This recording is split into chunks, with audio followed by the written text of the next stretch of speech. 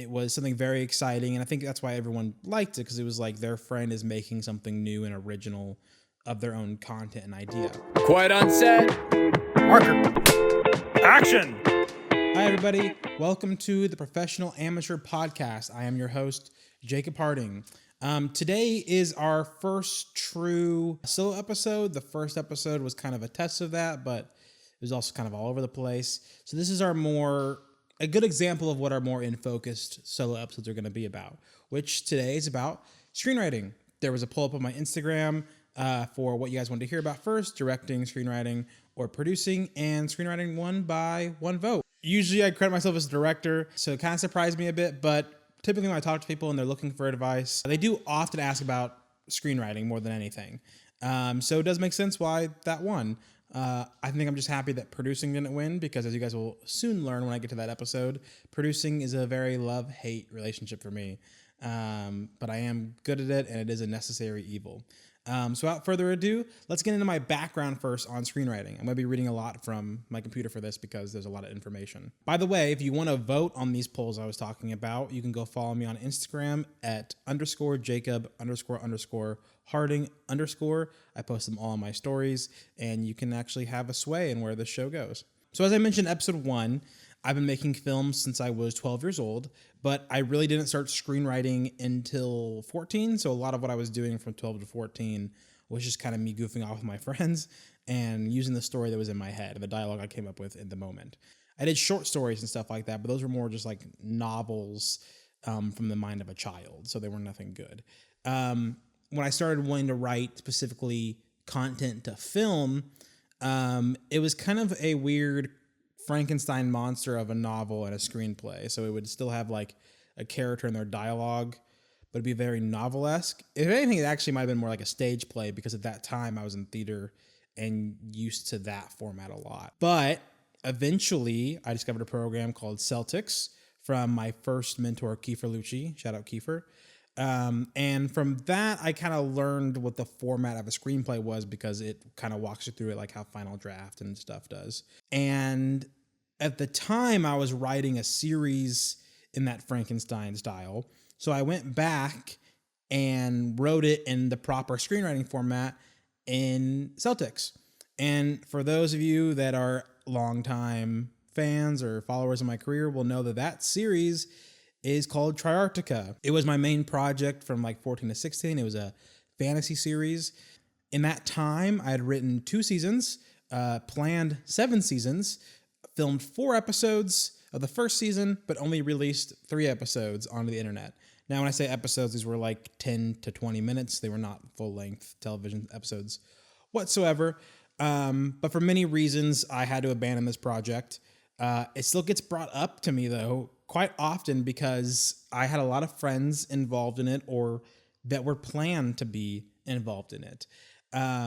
And the cool thing about it too was that a lot of the guys that I brought into my production company through high school and college, Roy Hit Studios, first worked on Triarctica. And so having Triarctica be there, it was my first original idea.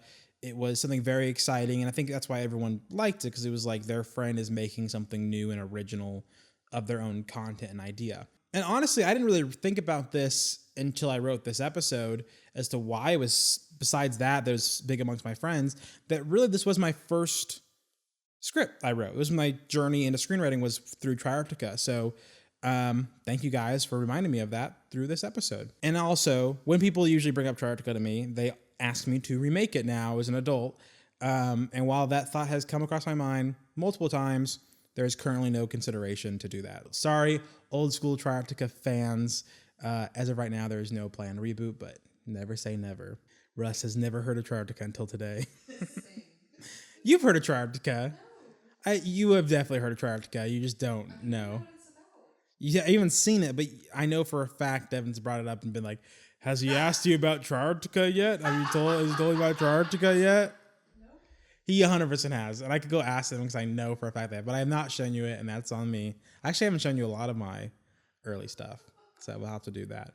So since then, I have written numerous short films. I can't even tell you how many.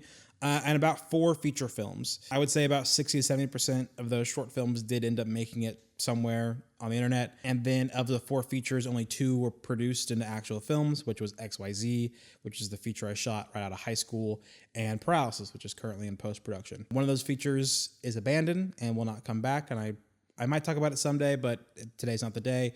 And the other one you may have heard of if you follow me on Instagram. It is called It's Okay, I Like Being Alone. And fingers crossed, that will be the next project after Paralysis. So don't worry, that one will come back up. Now, with today's episode, I'm not really going to talk to you about like how to write a script, its structure, different genres, rising tensions and such. If you want to learn those things, pick up Save the Cat or Story. Those are great screenplay books. Save the Cat is what I read in college. Today's episode is exclusively dedicated to how I write screenplays. So I'm going to be talking about the daunting task of filling pages and how you do that, and how you get a script ready for shooting. I joke about this. This is not a fully serious thing. I call this the Harding method. So we're going to get into what the Harding method is and how I typically craft my screenplays. And hopefully it gives you guys advice as to how to go craft yours. This is my method that I've come up with that works for me. It might not work for you, but if you've been struggling and you want to try it, please let me know. We'd love for this to catch on. So I have this broken down into 4 sections: before writing, writing, immediately after writing, and getting into screen. So first we're going to talk about the before stages. I honestly sit on an idea for a very, very long time before I actually start screenwriting. I am not a very frequent screenwriter. As I said at the top of this episode, I credit myself as a director first, not a screenwriter, but screenwriting is very important to me and I've developed my own systems behind it.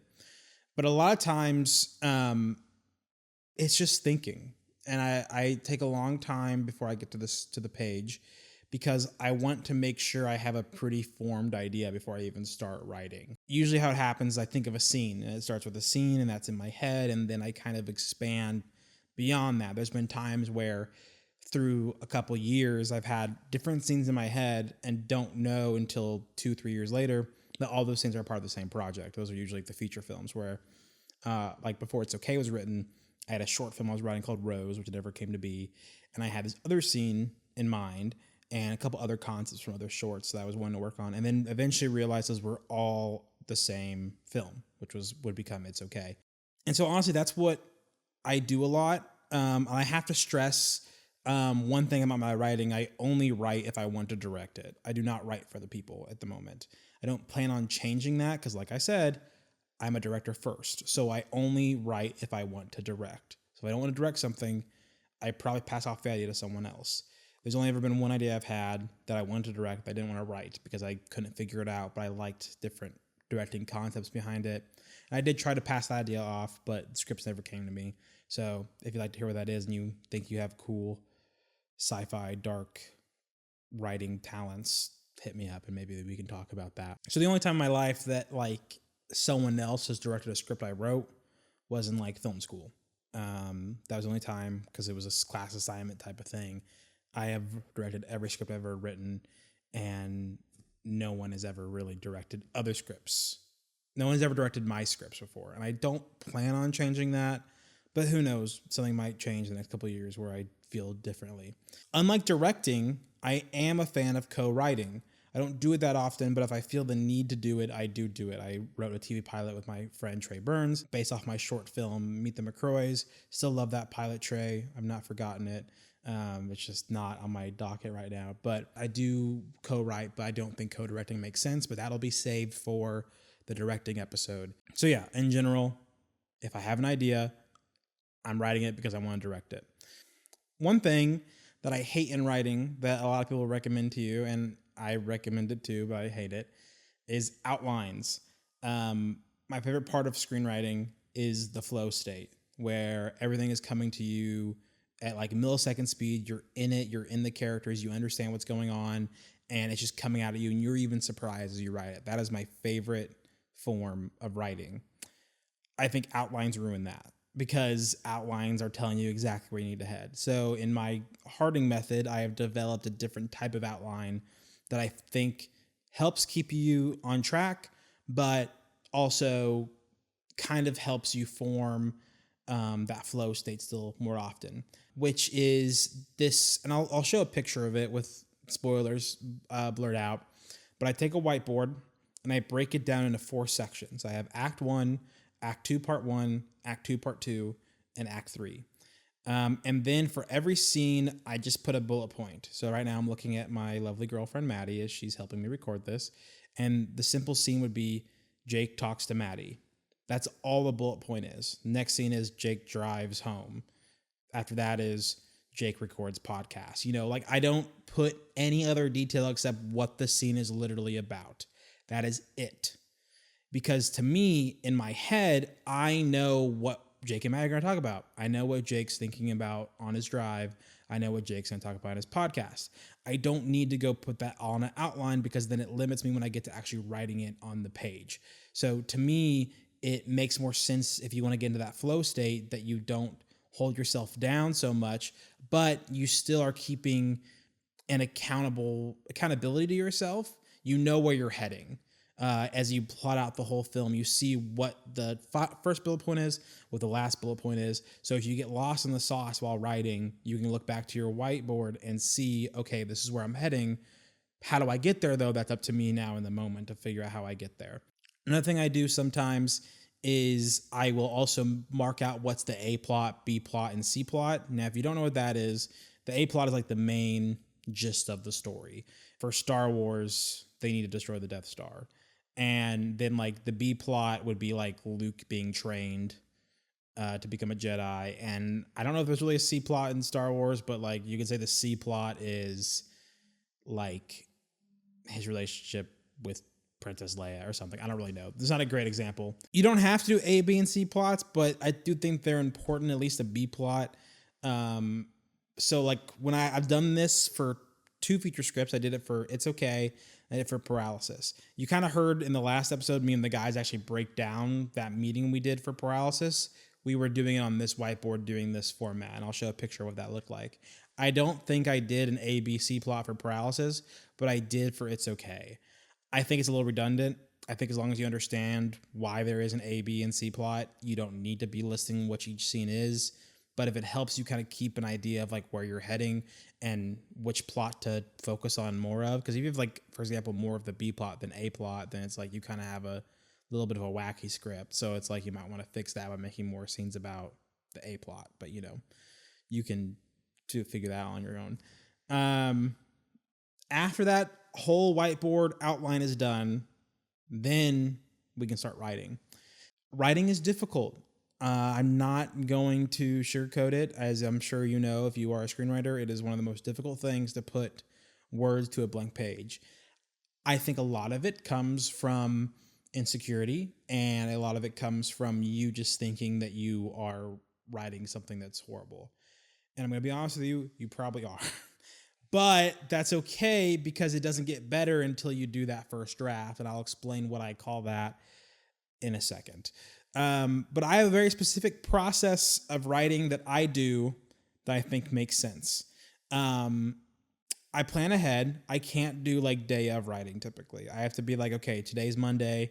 I am going to write on Wednesday. No matter what, I am writing on Wednesday. And I get that like locked in my head that I am writing Wednesday. And then I do this very specific thing where I give myself 2 hours to write. And either in those 2 hours, I have to write for 2 hours and genuinely try to write for 2 hours or get 5 pages done. So if in those 2 hours I get 1 page done, at least I tried for 2 hours. If I get 5 pages done, great. Awesome. I can move on. Even if I get done with 5 pages early, I might move on. Or if I feel like I'm in a really good flow state, I'll keep on going. That's the rule of thumb I've subscribed to since I moved to LA. It's the rule I've done for my last 2 features I've written, for any short films I've written, music videos, everything. That is the rule I follow. Some people might say that's too short. I've had people tell me that's too long before. I had one guy tell me that he couldn't write for more than 15 to 30 minutes. I told him that he will never get a screenplay done if he sticks to that method. 2 hours to me is enough to get something. You can do more than that. I do more than that. I think when I wrote Paralysis, I did more like sometimes 4 to 5 hours, but 2 hours is like the rule of thumb. Like I said, I know it's very difficult, and I know at the end of the day, it comes from you hating what you're writing. Um, I vulgarly call it the shit draft is the first draft. To not block out so many cuss words, I will call it the poop draft for the rest of the episode. The poop draft is something you have to force out. It's going to be messy. It's going to be gross. It's going to be a bad script. But you got to get it done or you can't move on with your life. And I think that the reason that that's important to know is because you will probably do a second draft. It's the same thing I said in the first episode, when I was giving advice of like, you will make another film. It's the same thing with the script. You will do a second draft, but you can't get to that better second draft unless you do this first draft. You have to get it done. You have to know it's bad and not let that stop you. Because then you can take a step back and be like, hey, look what I accomplished. I accomplished this script. This was very hard for me to do. I know it's horrible, but I got it done and I'm proud of that. And you never know, what you wrote might actually be way better than what you think it is. And it's just you thinking that it's horrible. Which kind of takes me into the second point, but I'm going to finish up here real quick. Scripts take a long time. First drafts can take you quite some time. For example, when I wrote It's Okay, it took me about 4 to 6 months to finish writing, but that film also made me very depressed while writing it. It's not a happy film, and it was hard to write it at times. However, and that was a 121-page script, so it was a very long script. However, Paralysis took me 3 weeks to write, and it was about an 80 to 85-page script originally. That was a little different. I had pressure to get that film done. People wanted to actually, invest in it. So that was a little bit different. I had more momentum behind it, but also the ideas came very clearly to me when we started developing it as a group of what Paralysis was going to be. So it can be all over the place. I know people, sometimes they take a year to write a script. I don't think it should take that long, by the way, but if it takes you that long, that's okay. It takes us all our own amount of time. So don't worry about how long it's taking you. Just put your best foot forward and get it done. So post-writing, what is the first thing you do? It's not sending it to studios or to your agent or whatever. I would not recommend doing that first. The first thing I'd recommend doing is sending it to people you trust who can tell you what works and what doesn't. People that understand that it is a poop draft, it's a horrible draft, but it's going to get better from here, and they can see what is already good in it. As you saw yesterday, that's Sam, Devin, and Ryan for me. It's Maddie, it's Russ, it's the people in my life that I trust, who are my creative partners, who can tell me this works and this doesn't, and then we can work on it from there. I personally take a break for a while. I am not one to immediately get into a second draft. I had a shorter break with Paralysis, but It's Okay. Before I did the second draft, I took a long break. And the third draft for It's Okay took a 2 to 3 year break. I take a long break from it because I just got all out there and I'm not really ready to get right back into it. So I wait a while and I do this very specific thing that I discovered, I think, while doing It's Okay, was I then go print the script. I put it in a binder or whatever, and holding it in my hands makes it feel like someone else's. So it makes me feel like I can be more critical about it and less like gentle with myself in a way. And so I go through it and I physically mark it up. So I physically rate the scenes out of 10 on if I like them. I write notes about what works and what doesn't for every single scene. And kind of just in a way, like, I don't really tally it up to a certain score, but I just kind of like do that to kind of keep myself like, okay, what works and what doesn't. I think that helps a lot. Because when you get back on the computer, I feel like there's a lot more excuses for you not to do it. But when you physically have it in your hand, it feels a lot more permanent. And it feels like you can't change it. Even though you can, it just kind of makes you be more critical because it's like, oh, I made this, I need to fix it. Or it makes you feel like it's someone else's and you want to help them make it better. I did that with Paralysis. I did that with It's Okay. Recently, I've been doing a new draft of It's Okay because I took a long break from It's Okay for Paralysis. And I'm going to be honest with you guys, I hate the script. I'm not very happy about it. I don't like it anymore. I think it's because I just have changed as a filmmaker and as a person over the last 2-3 years. And I just finally started rewriting it, and I feel a lot better already. But I don't think I would have realized how much I disliked it if I didn't have it printed, reading it out in front of me and being like, this sucks. I think if I was on a computer, honestly, reading on a screen, I might give it more of a pass. But for some reason, like reading it on the paper, I'm like, I've changed a lot as a filmmaker since I wrote this the first time. Now let's make it better. I don't usually restart blank page new draft. Sometimes I do, but usually I don't. Like, for example, with Paralysis never had a full like blank page rewrite. So there was the first draft that was like 80 to 85 pages. And then there was a second draft where I added 10 to 15 pages and we got up to like 90, 95. And then I did a third draft that got it up to like 100 or 102. And then the final shooting script ended up being 100.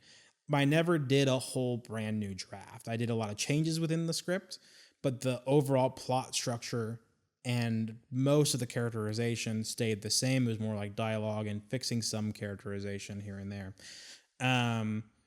So I didn't feel the need to ever fully restart. Like I said, that was the first time where I added to the script. I don't usually add, I usually take away, but it was obvious that the first draft of Paralysis was just too short, and I'd come up with some scenes that one day I'll explain which scenes those are. I'll say they star Robert Craighead, so whenever you see the film, when you see Robert Craighead, some of those scenes were not there in the first draft. That I love, and some of my favorite scenes in the film, but they were not in that first draft. So like that's also why it's important to get that first draft done, because like it can lead to you discovering new great things to put in the film. A film where I did fully restart, there's two in my career where I did that.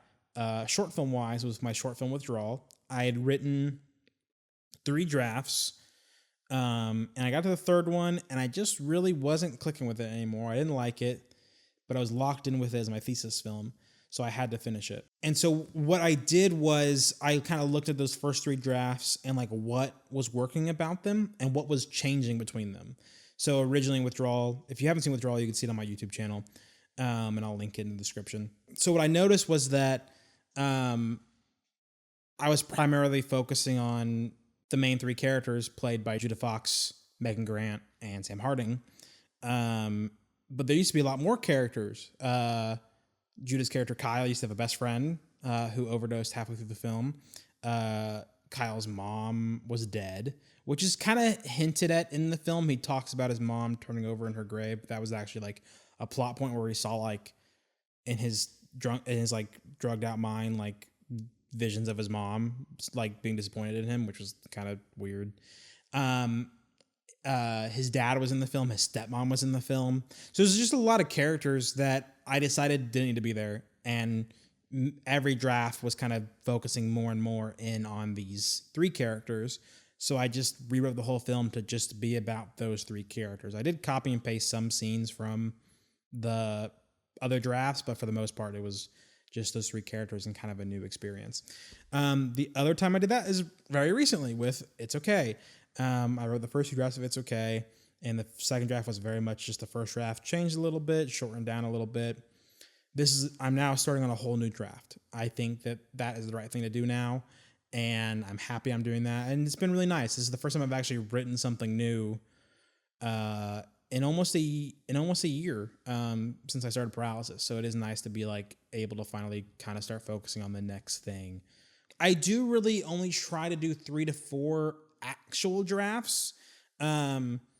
After that, it's kind of just like little additions. So like, for example, with Paralysis, like I said earlier, first draft was like 80 to 85 pages. Second draft was like 90 to 95, and that added a decent amount of scenes. And then the third draft made it up to like 100, a little past 100, and added a couple more scenes there. After that, it was very specific editing. It was changing characterization, changing some dialogue, but the actual plot stayed the same. So drafts like, I think there was technically, and correct me if I'm wrong, Maddie or Russ, like 6 drafts on Paralysis. I think the final like shooting script was like technically draft 6, but draft 4, 5, and 6 were not very different from each other. They were tiny tweaks, but they just had to be sent out as a full new script. Eventually, actually, and this doesn't usually happen because of how we shot Paralysis and how we brought on more cast members later, there were some changes even after shooting began, but they then became very specific to not mess up what was before. So we like, for example, we added some dialogue for, Robert Craighead, Dee Wallace, Robert Peters, stuff like that, because they weren't cast till later. And so there were certain like tweaks either requested by them or made because they were now in those roles. But typically 3 to 4 drafts is what I do. Now, getting it to screen for me is a lot more the director side, because now is where my director hat goes on a lot more with my screenplay hat. But like I said, that's an episode for a different day. On the writing side, you are now getting a lot more opinions on the script because you now have your heads of departments. You have your different collaborators with you now. So you're kind of hearing a lot more thoughts. You're casting and you're seeing what people think. For like paralysis, we didn't change a ton. Most people that signed on liked the script. So there wasn't like a lot of requests. And also, since I was also the director, I didn't change a lot of things because as the director, I liked it. And so if someone had a big problem with it, then it was just like, well, I don't. So we're going to move forward with it. But I think the key thing about getting it to screen is you have to stop writing. Perfection doesn't exist. You're never going to achieve perfection in your art. It just doesn't exist. Even if you think it's perfect, someone else doesn't.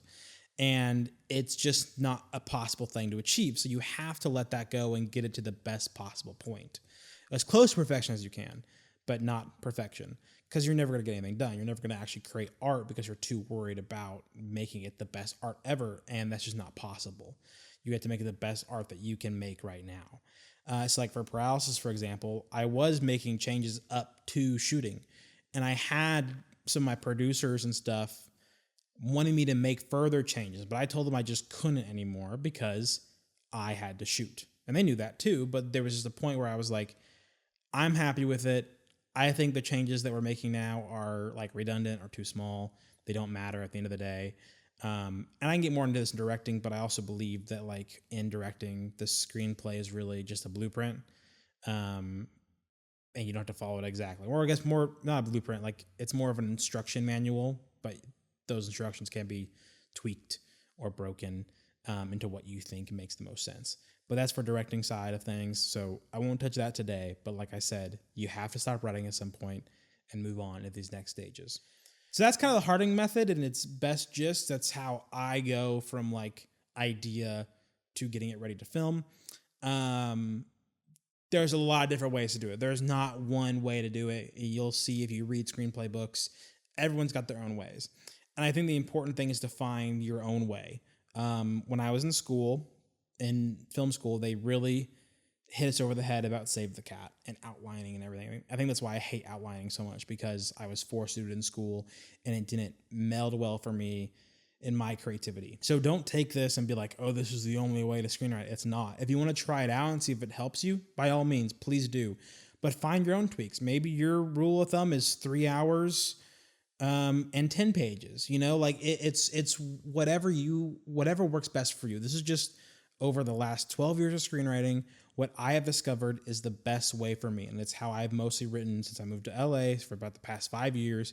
And it's worked for me. I got a feature film in post-production right now, and I have other films on the way that I'm writing. So it helps me stay on that creative mindset. So do what you think works best. Do not just follow my way. Do not just follow, McKee's way and story. Don't just follow the Save the Cat way. Find your own way with it, but take advice from everybody and make it your own. So with that, we're going to get into kind of the audience questions. The first question comes from Dylan Black. It's 2 questions. What's worse, not enough things or too much? And what is the longest script I've written? I'll answer the second one first. The longest script I've written is It's Okay. Like I said earlier, is about 121 pages, which I think is too long for this film. I think when I wrote it, it felt perfect, but now I feel like it can be a little shorter. I will say to that, when you are writing, do not worry about page count for the first draft. Just write. Do not worry about its length. That's for later. That's for editing. That's for cutting down. Which actually goes, I guess, to the next question. What's worse? Not enough things or too much things? Not enough things. I think you should always have too much things to a certain extent in filmmaking. I think it's good to know pacing and story structure, because I, particularly as a writer-director, hate wasting time in a film. Every single scene needs to have a purpose and a point in moving the plot along. If it doesn't, you should cut it. So because I already have that baked in me, I feel like typically every scene has a point in my films. Like in Paralysis right now, there's very little we're cutting completely. And like the scenes we are cutting completely are because they're kind of more transitions from one scene to the other. And it's like 10 seconds. And we decided we don't need it. So we cut it. There have been no major scenes cut from Paralysis because every single scene is necessary. So I would say have too much so you can edit it. Because if you write the script, and it's not enough, you get to go shoot it, and you think it's fine, then you get to post and you're editing it and you realize, oh my gosh, there's so much more we need for this film to make sense. That's why it's very important to have a good script before you even go into shooting, because it all starts back with the script. If there's a problem with the script, it'll be there for the whole film. It does not go away. It is still there, and it'll be very prevalent in post. So I guess that's kind of my answer to that question is it's better to have too much than not enough. Gabe Brown asks, what was the writing process and significance of The Landlord in the hit series Gabe and Sam? Technically none, because we didn't write that show, Gabe, but I think you'd know that as the marquee character. Gabe and Sam was a series that Sam, my brother, and one of our best friends, Gabe Brown, made together when we were much younger. I joined it later as a character called The Landlord, and then I eventually ended up directing every episode of it. But it was not scripted. We just kind of came up with things as we went. It was a little comedy series. It was a lot of fun. I do miss making it. It was very funny, but technically no significance to the writing process because there wasn't any. Chloe Main, who's had a question in every episode so far, asks, what best prepared you for screenwriting? Genuinely, I think just watching movies. I think that the best thing to do is read and watch movies. I don't read much, so definitely the movie part of that I suggest. I think that as I got older, I remember in 8th grade when they taught us what the hero's journey was. And I remember hearing it, and at the time I was writing Triarctica, and I realized how Triarctica followed the hero's journey to a T. And I was very happy with myself because I realized that I had already innately understood the hero's journey and story structure when writing it. And I think the reason was because, and this sucks to a certain extent once you know this, every single film is structured the exact same way. Literally, every single one. There's obviously little tweaks you do, and what makes it different is plot, genre, characters, performances, stuff like that.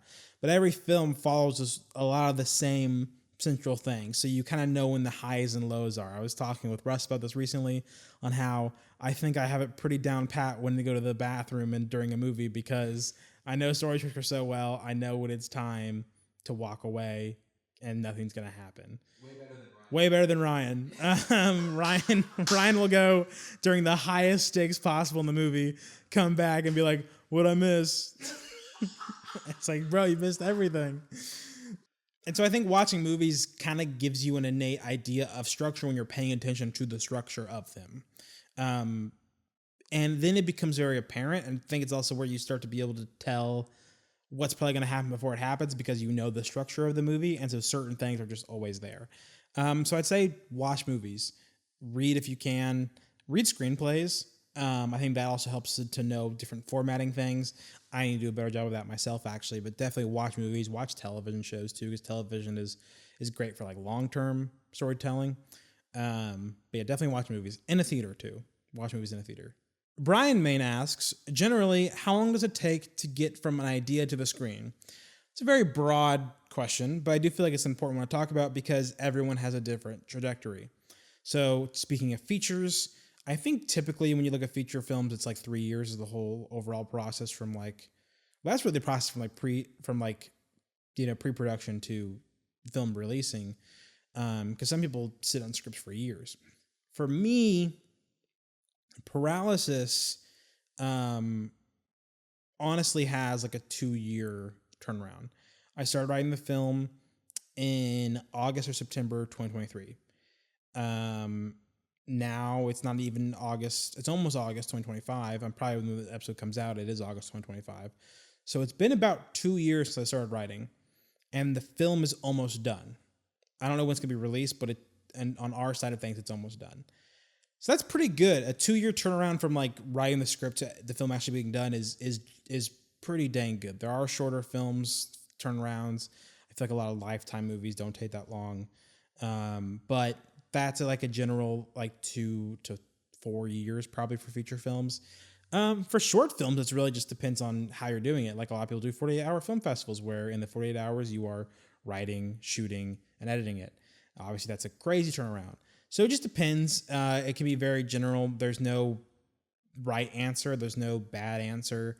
It just depends on you and your process and like what the type of film you're trying to make. Because obviously, if you're making like a drama, it might be a bit easier. But if you're making something with a lot of VFX or like special effects makeup, then it's going to take you longer. Is there a particular genre you're interested in? So I used to get this question asked a lot when I was younger. And I didn't know what to say. I made a lot of comedies back then. For the last couple of years, I would have said drama, but now I just made a horror film.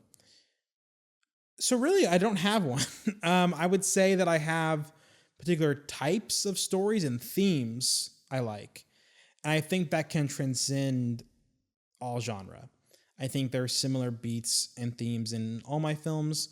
And I think also, like, if I were going to still say drama, there's drama in every film. So like Withdrawal is a very like hard-hitting drama.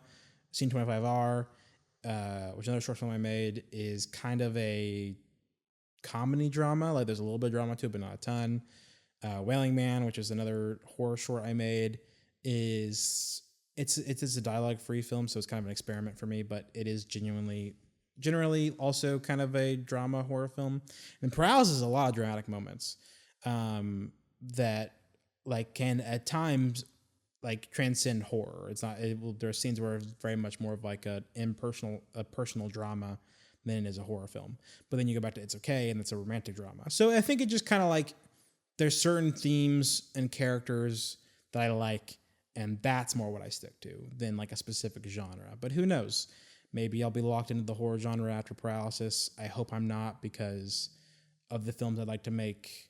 Only of the 4 films I want to make right now, including Paralysis, only one of them is another horror film. The other 2 are more dramas.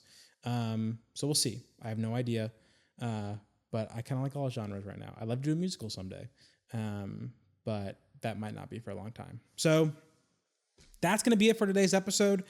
I hope you guys picked up on something from it and that it speaks to you in some way.